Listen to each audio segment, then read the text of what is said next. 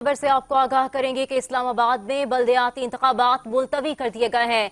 Election commission ने इस्लामाबाद में बल्दियाती इंतखाबात का शेड्यूल मुअत्तल कर दिया है।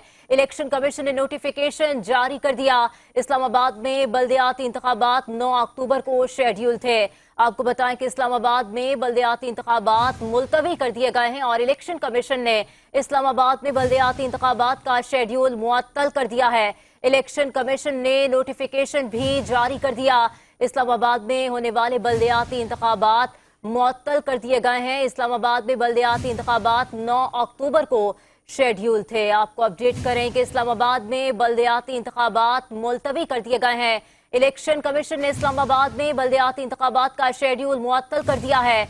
इलेक्शन कमीशन ने नोटिफिकेशन भी जारी कर दिया। इस्लामाबाद में बल्दियाती इंतखाबात 9 अक्टूबर को शेड्यूल थे। आपको अपडेट करें कि इस्लामाबाद में बल्दियाती इंतखाबात मुलतवी कर दिए गए हैं और इलेक्शन कमीशन ने इस्लामाबाद में बल्दियाती इंतखाबात का शेड्यूल भी मुअत्तल कर दिया है।